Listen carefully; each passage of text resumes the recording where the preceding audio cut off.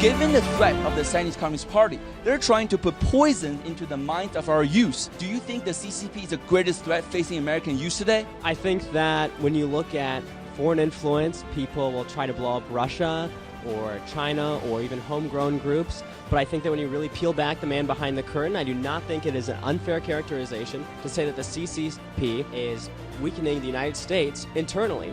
I think that it has always been apparent to our enemies, whether it was during the Cold War or all the way back to the American Revolution, that we are weakest when broken down from within. And I think today they are trying the same old strategy. I think that it's these cultural Marxists in America that root from the CCP and originally from the Soviet Union and the the Frankfurt School and everything. There was a long march of communist influence and Marxist influence in America that infiltrated every institution, whether it be schools, entertainment, the media. Everything has been taken over by these cultural Marxists who are trying to degenerate our society. They're trying to deracinate our society and completely destroy everything that's good and Christian in America. I can say I see the same things in the working world that I do and that these two are seeing in their schools. It is definitely a problem that America is facing. It doesn't necessarily start with China. But just because it doesn't start with China doesn't mean that China isn't encouraging it.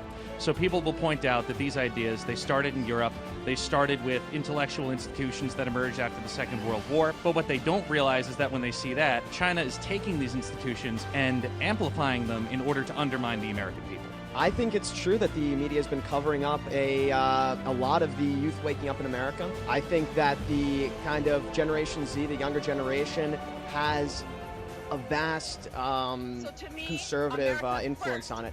But now people are starting to wake up. The more they push, the more they take, the more that people wake up and fight back. And I think that's happening among our youth in America. So I think that because that is our home is a place that is much more radical and in tune with the reality of the radical CCP and our radical threats. We are better equipped ever before to handle it, even though this threat is harder than ever before. Do you think that it is time that America, that American teens, the American government says enough is enough? We want none of these nonsense. Let's stop doing business with the CCP. Let's stop doing business and let's stop sending money so they can put Uyghurs in concentration camps. Wall Street and all these people, I think we need to get them out of here. We need to take away their power. And they're not only hurting Chinese people, they're hurting Americans too. And I think that the first and foremost priority of the American government should be to put America and Americans first. Are you with me in taking down the CCP, sir? Yes. Let's do it.